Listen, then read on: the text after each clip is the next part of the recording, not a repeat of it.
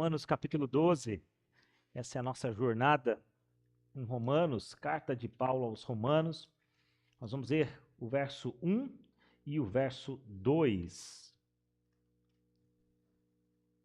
Chegamos aí ao que nós chamamos, ou que alguns teólogos chamam de a segunda metade da carta aos Romanos. Esse é o grande divisor de águas aqui dessa carta. Romanos capítulo 12, do verso 1 até o verso 2. Eu quero convidar a igreja a ler comigo esses dois versos a uma só voz. A nova vida. Vamos ler? Rogo-vos, pois, irmãos, pelas misericórdias de Deus, que apresentei o vosso corpo por sacrifício vivo, santo e agradável a Deus, que é o vosso culto racional. E não vos conformeis com este século, mas transformai-vos pela renovação da vossa mente, para que experimenteis qual seja a boa, agradável e perfeita vontade de Deus. Amém, irmãos? Irmãos, quero convidá-los mais uma vez a baixar suas cabeças. Vamos também orar e pedir a Deus que fale ao nosso coração. Vamos orar? Senhor, nós te somos gratos por poder ouvir a tua voz. E nesta noite é o que nós queremos, ó Pai. Nós queremos ouvir o Senhor falar ao nosso coração. Nós estamos aqui para isso. Portanto, a despeito daquele que fala, que teu Espírito Santo nos incomode. E que hoje possamos sair daqui, ó Deus, como diz o texto, inconformados com este século, mas transformados pela renovação da nossa mente. É a nossa oração, no nome santo de Jesus. Amém. Irmãos, esse capítulo 12, digamos assim, dá agora um novo ciclo à carta de Paulo aos Romanos. Os irmãos estão bem lembrados aí que do capítulo 1 até o capítulo 11, nós falamos basicamente, digamos assim, de doutrinas. E lembra que as doutrinas são importantes, não quero dizer que ali só tinha doutrina, mas claro, tinha muitas coisas importantes e aplicáveis, sim, à nossa vida. Mas a partir do capítulo 12, Paulo então começa a, de certa forma, aplicar isso a nós. E uma vez, irmãos, vocês já devem ter ouvido essa frase, que dizia mais ou menos assim: sabe quando você vai fazer alguma coisa, e aí você leu o manual do que você vai fazer, ouviu um tutorial lá na internet, você viu e falou assim, é assim que faz tal coisa. Imagina você lá, vai fazer lá uma reforma na sua casa. Então você precisa trocar umas lâmpadas, enfim, e você vai naquele tutorial lá do YouTube, né? E hoje tem tudo. Você vai lá e vê um vídeo de como faz. Mas quando chega na hora de fazer, o que acontece, irmãos? Não era tão simples assim. E a gente tem uma frasezinha que diz o seguinte, que na teoria, a prática é outra. Eu sei que a gente fala isso, mas a verdade é que se na teoria a prática é outra, é porque essa teoria foi bem ruim. Concordam comigo? Porque uma boa teoria te leva para uma prática boa. Não é verdade? Assim também como uma boa doutrina te leva também para uma boa prática de vida. E isso é importante. Então, o que Paulo está nos dizendo aqui até esse momento é que ele fez grandes e boas aplicações doutrinárias para a nossa vida. Nos ensinou coisas importantes sobre eleição, predestinação, sobre o nosso pecado, o que nós chamamos de a depravação total do homem. Ele ensinou muitas coisas importantes. E agora ele vai mostrar como nós aplicamos isso. E ao explicar, meus irmãos, detalhadamente as misericórdias divinas, nos 11 capítulos anteriores, agora Paulo vai começar a aplicar isso para nós. E essa transição, digamos, para uma parte mais doutrinária, uma parte mais prática, Paulo começa essa parte fazendo um grande apelo aos seus leitores. E depois desse apelo, ele dá algumas ordens para ele. E o apelo dele era, ofereçam a Deus como sacrifício vivo. Esse é o apelo que o apóstolo Paulo faz. Mas ao mesmo tempo, na sequência, ele nos dá duas ordens. Não vos conformeis com este século. E a segunda ordem, mas transformai-vos pela renovação da vossa mente. Irmãos, e com base então nesses apelos, com base então nessas ordens, pensando na misericórdia de Deus, o tema da minha mensagem é movidos pelas misericórdias.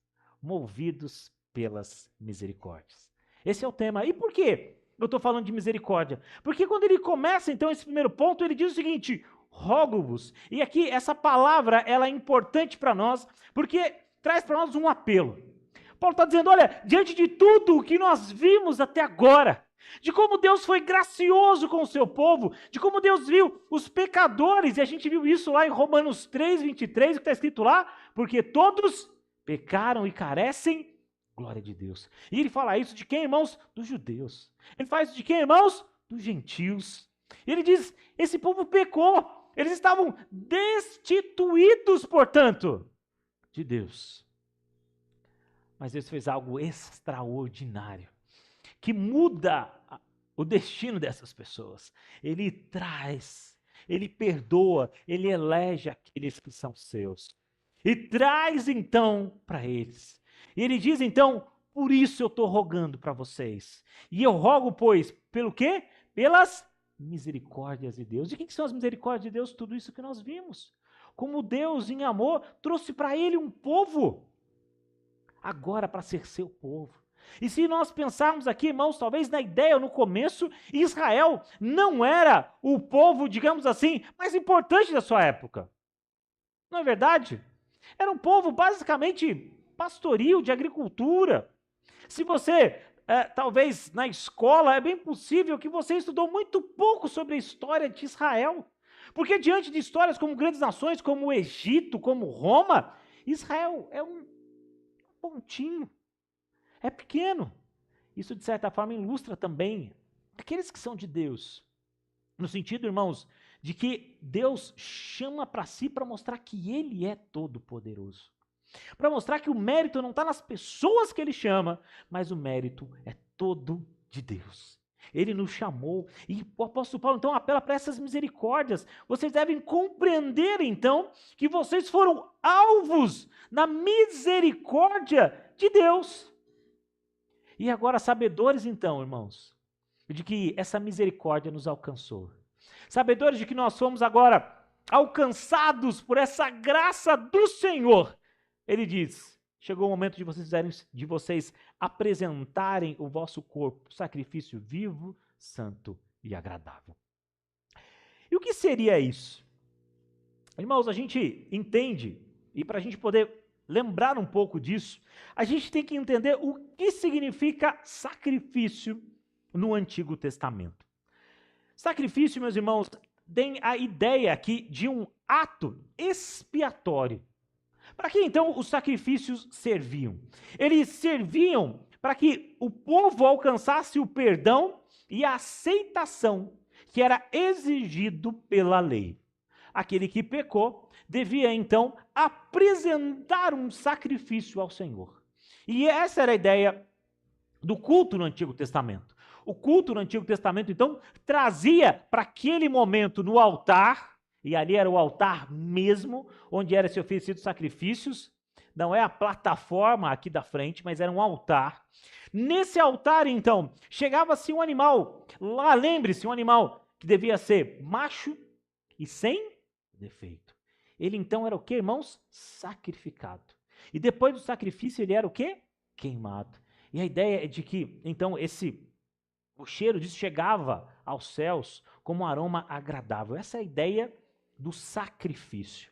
E quando Paulo então nos diz que nos devemos apresentar a Deus como sacrifício, ele está dizendo, chegou o momento de vocês fazerem isso, de vocês serem o sacrifício, mas calma, não há aqui nenhuma instrução de Paulo para que seja algo como no Antigo Testamento, mas ele fala aqui de um sacrifício que, irmãos? Vivo. Por que vivo? Porque Cristo já foi o nosso sacrifício. Jesus morreu na cruz como nosso sacrifício, como propiciação, como perdão, como expiação dos nossos pecados. E isso de uma vez por todas. Hoje, nosso culto, ele não é mais como no Antigo Testamento, onde nós trazemos aqui os animais e fazemos o sacrifício. Porque o sacrifício já foi feito. Mas agora chegou o momento de nós nos apresentarmos a Deus como sacrifício vivo. Então a sua vida é um sacrifício vivo ao Senhor. Mas notem que ele diz assim, um sacrifício vivo, e para relembrar aquela ideia de um sacrifício agradável, ele diz um sacrifício agradável a Deus. Vivo, santo e agradável a Deus. Agora, irmãos, a nossa dedicação ao Senhor está aqui. Nós nos apresentamos ao Senhor. A ideia, meus irmãos, em suma, é que agora tudo que nós temos, todo o nosso corpo, nós somos templo do Espírito Santo. Foi o que nós lemos durante a nossa liturgia. Nossos pensamentos devem ser santos, o nosso corpo deve ser santo. A gente não pode dedicar nada da nossa vida a algo que não seja para a glória do Senhor. Nada na minha vida deve ser profano. Nada na minha vida deve ser oferecido que não ao próprio Deus. Irmãos, todos os seus membros são para a glória do Senhor. Ao ler sobre isso, um teólogo faz uma consideração muito interessante que eu resolvi trazer para os irmãos.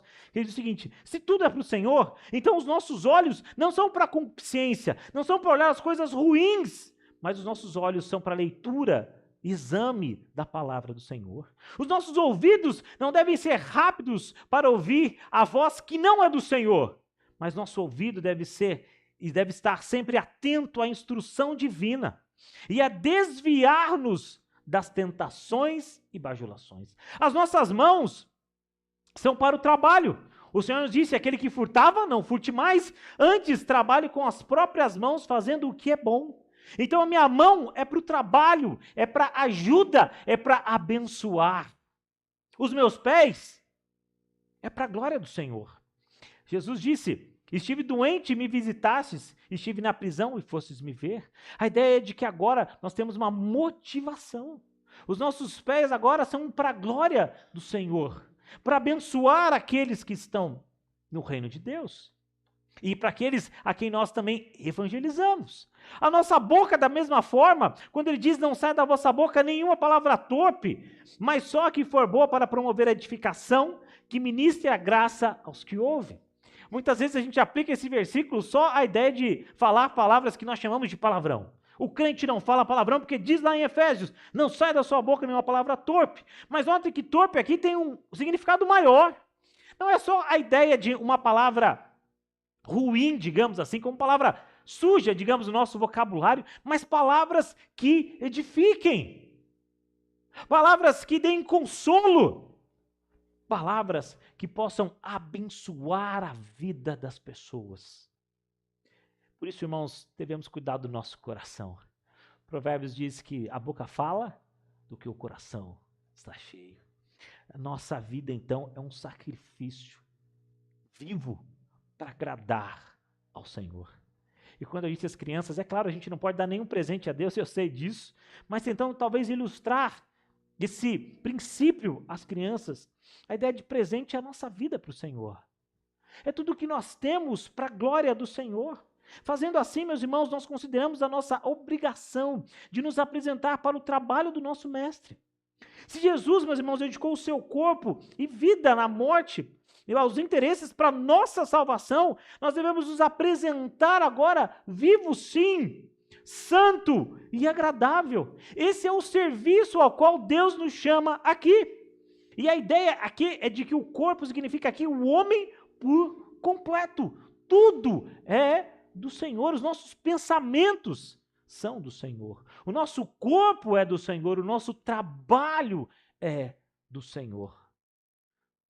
E parafraseando aqui um teólogo, não há nenhuma parte sequer do nosso corpo que não seja para a glória de Deus. Tudo o que nós temos somos. E os nossos planos são para a glória do Senhor. A nossa vida é para o Senhor. Os nossos pensamentos, os nossos sonhos. Mas, meus queridos, infelizmente, muitos vivem à margem desse ensino. E se recusam a ouvir a prática que a palavra de Deus ordena. E, infelizmente, nós vemos irmãos que não ouvem a instrução da palavra do Senhor, e que mesmo vindo à igreja domingo após domingo, não entendem que eles não podem servir a dois senhores, Eu não posso ser um durante a semana e querer chegar aqui na igreja e depois ser outro. A minha vida é única, é para o Senhor. Recusar, meus irmãos, esse ensino é negar ao Senhor. E negar ao Senhor é idolatria. É recusar a dar a Deus a adoração que é sua. Portanto, meus irmãos, deixemos de lado aqui as paixões desse mundo. Deixemos de lado rapidamente as luxúrias. Deixemos de lado aquilo que não agrada ao Senhor. Aquele programa do seu computador que não agrada ao Senhor, aquele site que você entra que não agrada ao Senhor. Deixa isso de lado. Os vícios modernos desse tempo, deixa isso de lado. As coisas que nos escravizam e que muitas vezes nos envergonham. O seu corpo, a sua vida, os seus olhos são para a glória do Senhor. Meus irmãos, Deus deseja tirar de nós esses objetos da nossa vida. Não é à toa que muitas vezes algumas coisas acontecem para nós, e aí determinados problemas que cortam coisas na nossa vida para mostrar que Deus não quer isso na sua vida. Deus não quer que você labute, quer que você ofereça do seu corpo, do seu tempo, aquilo que não agrada ao Senhor. Aos prazeres que não louvam a Deus. Oferecer o nosso corpo por sacrifício vivo, santo e agradável é levantar a mão e dizer: Senhor, toda a minha vida é sua. Tudo que eu tenho possui. Tudo que eu tenho é para o Senhor. Tudo que eu possuo é do Senhor. Os meus planos são do Senhor. O meu pensamento é do Senhor. E é por isso, irmãos, que nós devemos entender que na sequência Paulo vai dizer, se pelas misericórdias de Deus nós nos apresentamos assim, e eu quero dizer para vocês, na sequência, esse é o vosso culto racional. E talvez a gente não goste muito dessa palavra, porque racional muitas vezes lembra para nós alguma coisa meio fria, não é verdade? Quando você às vezes quer dizer que alguma coisa é muito fria, você chama aquela coisa de racional. Ah, fulano de tal é muito racional. Não é assim que a gente fala com pessoas que são mais frias. Mas talvez uma palavra boa para a gente colocar aqui seria espiritual. E a palavra aqui elencada como culto racional, ela é a mesma palavra que dá origem à palavra lógica, na língua original. Então o que Paulo está dizendo aqui é que nós apresentamos um culto lógico. O que quer dizer isso? Quer dizer, irmãos, que nós entendemos porque nós estamos aqui. E culto racional é porque nós prestamos um culto a Deus porque nós entendemos que Deus um dia nos escolheu para isso. Nós entendemos que um dia Cristo nos salvou. Nós entendemos o sacrifício de Cristo. E é passando então por tudo isso que é uma lógica em estarmos aqui. Alguns dizem, e até de forma, digamos, meio na brincadeira, que o presbiteriano é muito frio. Você já viu essa piada em algumas vezes, não é verdade? E quem nunca ouviu aquela máxima, né? Ó, o sorveteriano. Já viu isso, né? Tanto que a gente não sente muito frio no dia a dia. E talvez seja por essa ideia de que, olha, o culto não pode dar glória a Deus. Não tem aquela pessoa tocando aqui um piano ao fundo enquanto o pastor fala. Irmãos, quando a Bíblia diz do culto racional, não é porque o culto é frio. Aliás, a nossa liturgia não deve ser fria. Sabe por quê? Porque nós entendemos porque nós estamos aqui. Você está aqui porque Deus te salvou. E se isso não mexe com o seu coração, e se a palavra do Senhor não mexe com a sua vida, irmãos, há de fato alguma coisa errada em você. Você não entendeu o tamanho desse sacrifício dado a você.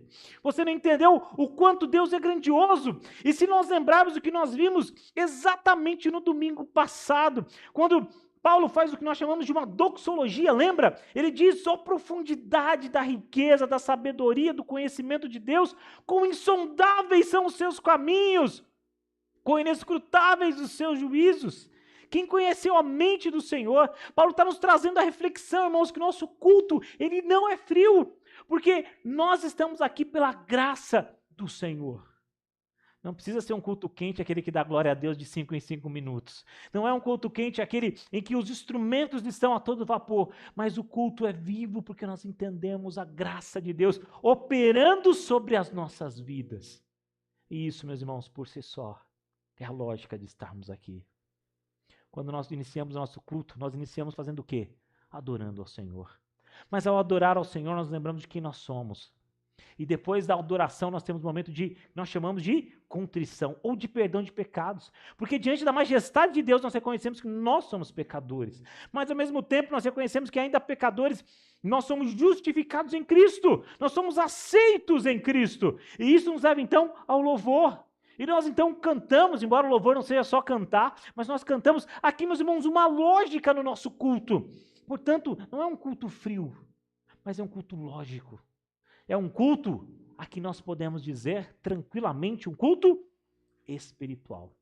E eu entendo que a palavra culto aqui, obviamente, já que Paulo falou de sacrifício, está ligado ao nosso culto mesmo, o momento que nós estamos aqui. Mas há também a possibilidade de aplicarmos na nossa vida. É interessante porque na língua inglesa a palavra culto é a mesma palavra para serviço.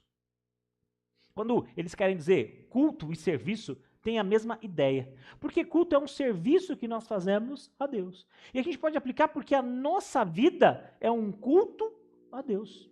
E um culto racional, ou talvez espiritual nesse sentido. Por quê? Porque a cada momento em que nós estamos nos relacionando com as pessoas, nós estamos relacionando com a nossa família, nós estamos cultuando a Deus pelas nossas ações. Ou seja, tudo que você faz, as pessoas com que você trata, devem refletir então a glória do Senhor. Se nós nos apresentamos ao Senhor como um sacrifício vivo, assim deve ser tudo na nossa vida. Os nossos relacionamentos devem espelhar isso.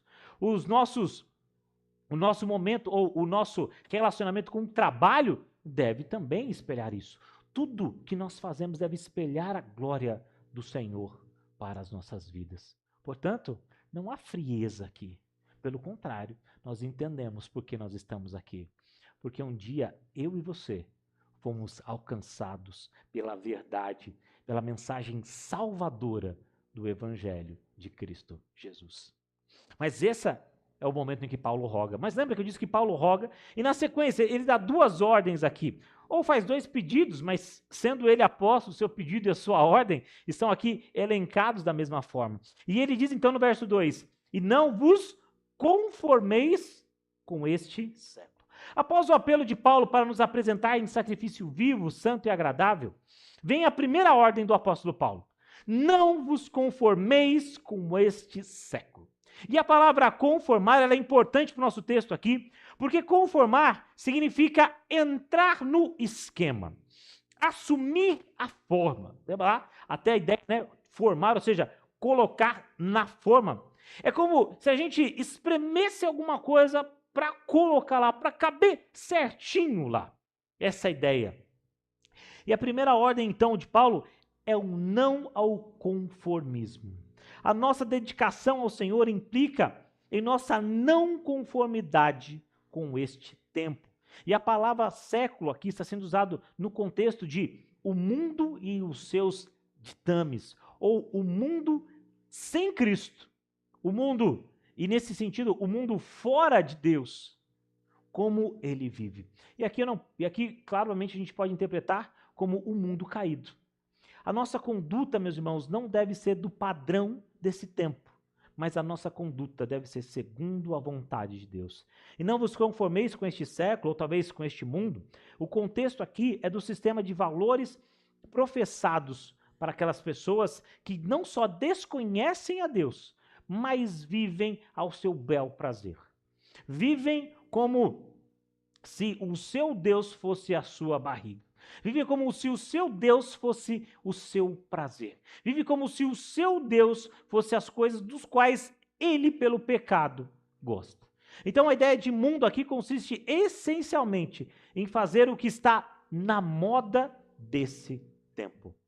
Irmãos, quando nós lembramos de que nós vimos até aqui, nós vamos lembrar que Paulo falou que esse mundo vive como? Em malícia, avareza, maldade, possuídos de inveja, homicídio, contenda, dolo, malignidade, difamadores, caluniadores, aborrecidos de Deus, insolentes, soberbos, presunçosos, inventores de males, desobedientes aos pais, insensatos, pérfidos, sem afeição natural e sem misericórdia.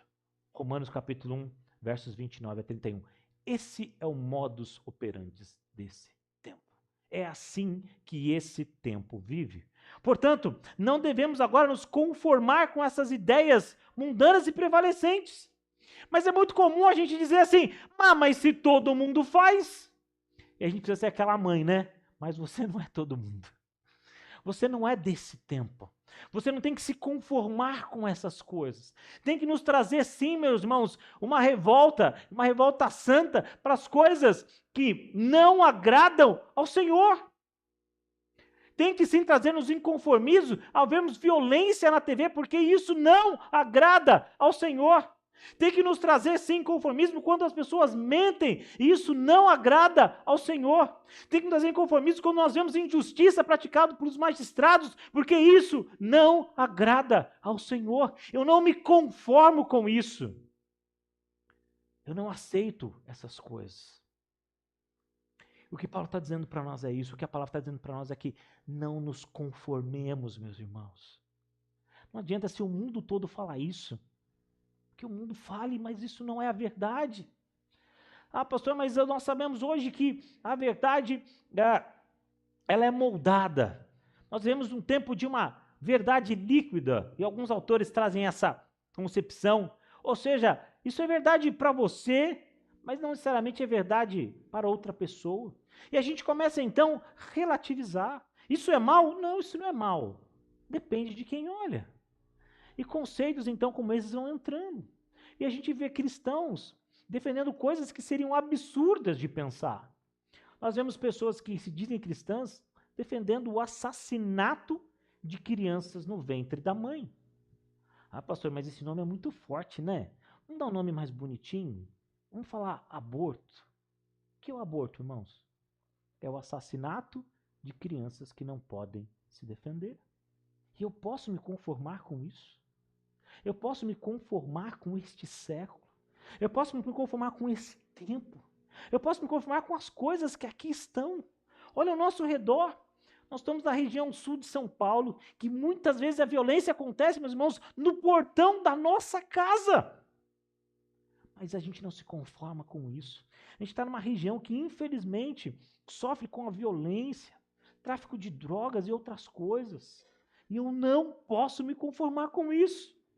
Nós estamos numa região em que as músicas nos levam à sensualidade e à malícia, mas eu não posso tomar a forma disso. Eu não posso seguir a multidão. Essa não é a minha maneira de viver, não é a minha maneira de pensar, não é a minha maneira de agir com os valores e práticas que eu aprendo através da palavra do Senhor.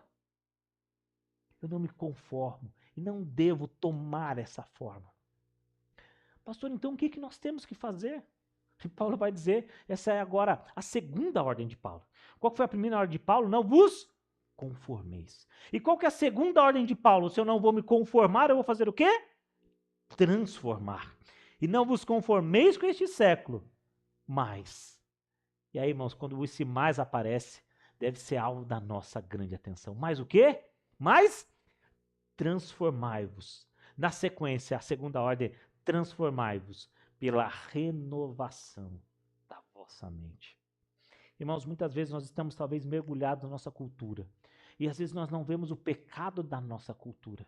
Mas o que a palavra de Deus está nos dizendo, olha, chega o momento de você não se conformar com isso, mas você transformar essa realidade. Se tomarmos a vontade divina como nosso padrão adequado, nós encontraremos transformação. E é interessante porque a palavra transformação desse texto, irmãos, é a mesma palavra usada para transfiguração. Durante a nossa liturgia, nós lemos um texto em que falava de transfiguração, lembra? Jesus estava no monte e Pedro fala, bom estarmos aqui. Ou seja, a mudança era tanta que ele foi transfigurado. A sua pele ficou clara. E essa ideia aqui, uma transfiguração, uma renovação da vossa mente. E como é que renova a nossa mente? Com novas ideias. E de onde vêm essas novas ideias? Da palavra do Senhor. E ele diz, renove a sua mente para que você possa experimentar. E experimentar traz a ideia de testar aqui a boa, perfeita e agradável vontade de Deus. Essa é a maneira de nos rendermos. A ideia divina de que Deus governa a nossa vida. Irmãos, é tempo de transformação. Pastor, mas quando é que acontece essa transformação? Aconteceu, meus irmãos, no momento em que você foi chamado para o evangelho. E essa transformação vem acontecendo na sua vida desde então. Você está sendo transformado. E conformado não a este século, mas conformado à imagem de Cristo Jesus. Essa é a transformação. Essa é a santa influência que a palavra do Senhor deve exigir de nós.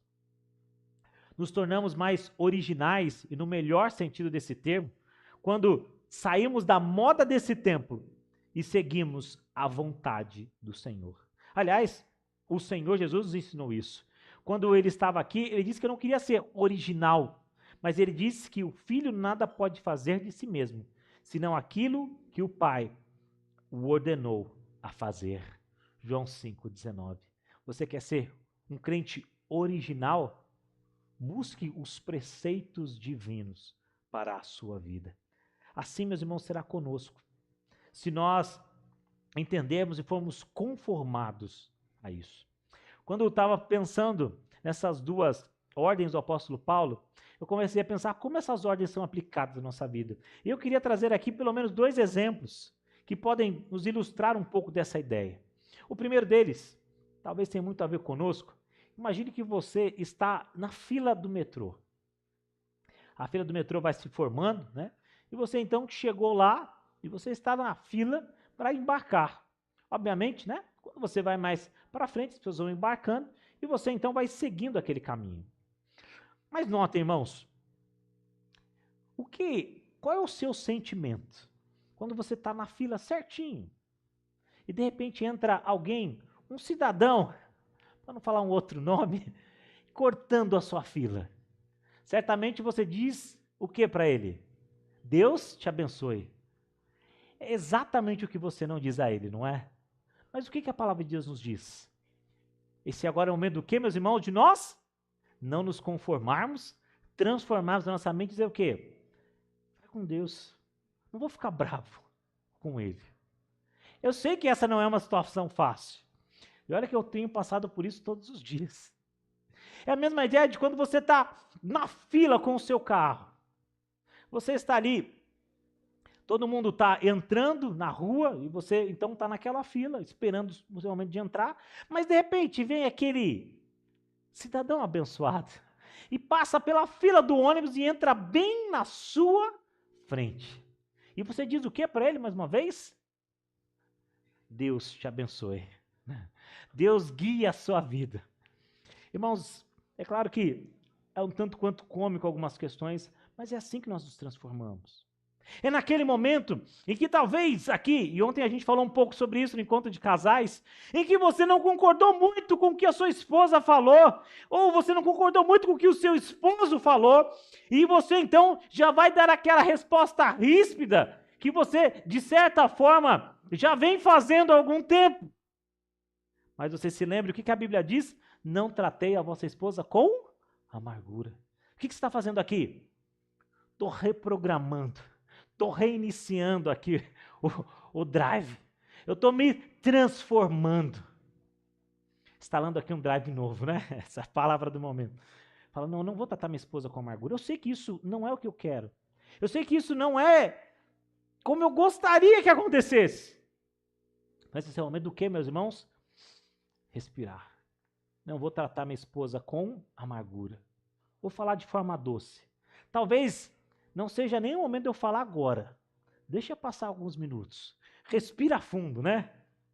E depois converse de uma forma doce e branda. Isso é o que, meus irmãos? Nos transformar como? Pela renovação da nossa mente.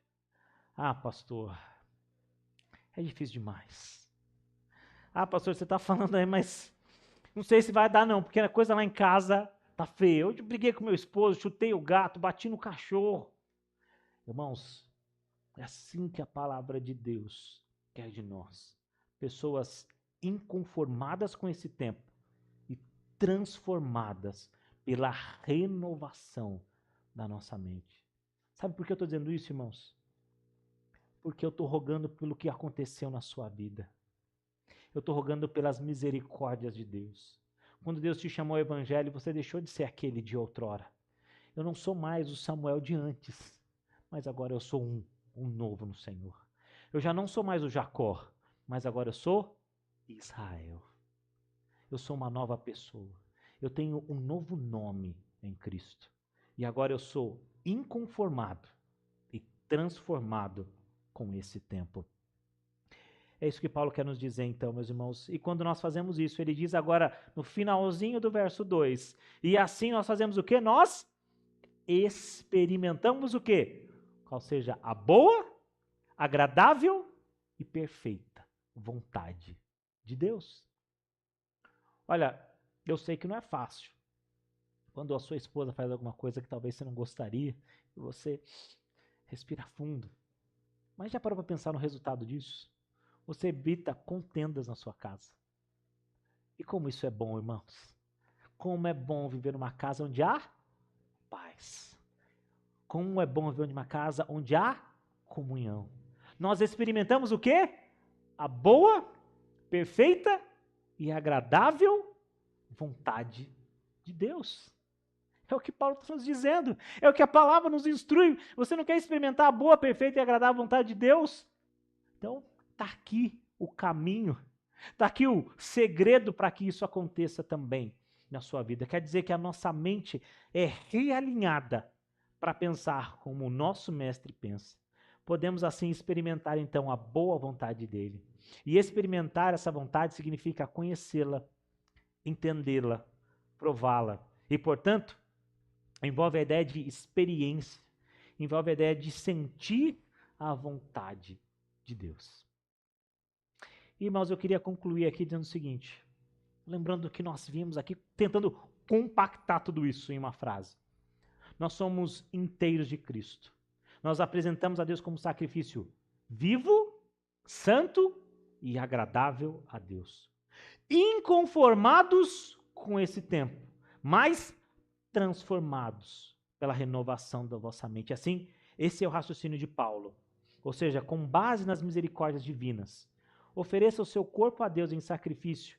Isso é o seu culto espiritual, que na prática significa, primeiro, não se deixe moldar pelo mundo e segundo, mas seja transformado. Só que essa transformação, meus irmãos, é feita pela renovação da nossa mente. E fazendo isso, vamos experimentar a vontade de Deus no dia a dia, que é boa, que é perfeita e que é agradável. Eu queria aqui fazer algumas aplicações importantes para nós. A primeira, irmãos, é a bênção de nós termos uma boa doutrina, não é? Como é bom nós termos uma boa doutrina alicerçada na palavra de Deus. Mas eu quero dizer para você que é bom nós aprendermos com empenho, com avidez, com fome da palavra do Senhor. Mas notem que Paulo diz o quê? Agora, pois, rogo, ou seja, o pois aqui significa, não é só para aprender, mas agora nós devemos praticar. Me lembro de receber, há alguns anos atrás, um jovem que chegou à igreja, gostando da Bíblia e fazendo perguntas para mim, difíceis, sobre doutrina, enfim, eu tentando respondê-lo, mas a fé dele se achou apenas nos mistérios. Mas notem que Paulo está dizendo aqui que tem um pois. O que quer dizer, irmãos, que a gente não pode ficar só olhando ou só especulando teologia. Paulo quer que a gente viva isso. Porque aprender por aprender, ou ter teologia nesse sentido apenas de um exercício intelectual, meus irmãos, tem pouca serventia. Ou talvez no português mais claro, não serve para nada. O pois quer dizer aquilo que eu aprendo, eu tenho que fazer o quê? Eu tenho que viver. Porque, meus irmãos, uma boa doutrina leva a uma boa prática da palavra de Deus. Eu sei que você gosta daquelas frases do tipo, mas nós não enxergamos placa, no céu não vai ter placa de igreja. Eu tenho certeza que no céu não vai ter placa de igreja, mas no céu vai ter aqueles que entenderam a verdade do Evangelho. E entender a verdade do Evangelho é ter, sim, uma boa doutrina. É entender de forma preciosa. Mas talvez você já deve ter ouvido alguém dizer, pastor, vamos esquecer esse negócio de teologia, mas vamos amar o próximo, vamos evangelizar, vamos fazer o bem. Mas a minha pergunta é, como que alguém vai evangelizar e fazer o bem ao próximo sem entender o que é o bem? Sem entender quem é o seu próximo? Sem entender o que significa evangelizar? O que eu quero dizer, meus irmãos, é que não há como agir de forma cristã sem antes ter o pressuposto do que é de fato ser um cristão. Não se pode separar isso. Não se pode separar doutrina e prática. Pastor, mas a letra mata. Irmão, cuidado com esse versículo. Talvez seja o versículo mais mal interpretado da Bíblia. A boa doutrina traz a vida. Porque entendendo o que Deus fez por mim, eu tenho uma vida mais amorosa e agradecida diante do Senhor. Boa doutrina leva a uma boa prática. Um bom entendimento teológico deve levar-nos a uma vida piedosa com Deus. Não é a placa, mas é a verdade. E isso é inegociável. Segunda aplicação que eu quero fazer, meus irmãos, é que a graça do cristianismo é entender que, diferente de todas as religiões, o fato é que Deus começa primeiro com a sua misericórdia e depois vem a prática. Em todas as religiões por aí, nós temos primeiro o quê? O sacrifício. Nós temos primeiro o quê? Uma prática. E se eu então conseguir e for aprovado nessa prática, eu chego ao céu. Mas no cristianismo isso se inverte. Mas eu sou aceito pela graça do Senhor. E essa graça, então, me faz agora andar em quê? Em novidade de vida. Ou seja, Deus me deu a graça de ser salvo. E agora, como salvo, eu ando em novidade de vida. Não é um legalismo. Eu não ando, eu não sigo todas as regras, porque no final, se eu conseguir, eu vou ser salvo. Mas porque eu sou salvo, eu tenho a graça de liberto do pecado, poder seguir uma vida com Deus e receber o perdão que Deus nos dá. E, meus irmãos, essa passagem também é significativa, porque aqueles que veem o culto apenas como uma liturgia mecânica e fria, como eu disse, não entenderam o que é o Evangelho. Como alguém, meus irmãos, que entendeu a misericórdia de Deus, como alguém que entendeu o que é justificação, como alguém que entendeu que Cristo morreu para que a gente estivesse aqui, pode apresentar um culto frio diante do Senhor. Como alguém que foi resgatado do lamaçal do pecado, pode apresentar algo frio diante do Senhor. Não há um culto frio e jamais haverá para aqueles que de fato seguem ao Senhor. E como é bom estarmos aqui. Como é bom louvarmos ao Senhor. Porque, meus irmãos, adoração é o que nós vamos fazer no céu. Nós vamos adorar ao Senhor. E a última coisa que eu queria falar aqui, a última aplicação é busque a vontade de Deus. Quando nós falamos de vontade de Deus, eu queria dizer o seguinte, há aquela vontade revelada, da qual nós não precisamos orar. Às vezes a gente fala assim, Senhor, qual que é a sua vontade para a minha vida? E a Bíblia é muito clara dizer que a vontade de Deus é a nossa santificação. Essa é a vontade para a sua vida. Eu não preciso dizer aqui para você que você tem que falar a verdade. Isso a Bíblia já diz de forma clara para você. Mas é claro, existe para nós e a cada um de nós uma vontade, digamos assim, para nosso entendimento individual, ou seja, com quem você vai se casar, qual a profissão que você vai seguir. Mas eu não tenho dúvida, meus irmãos, que Deus tem o melhor para você. Mas, por favor, entenda essa frase de um jeito certo.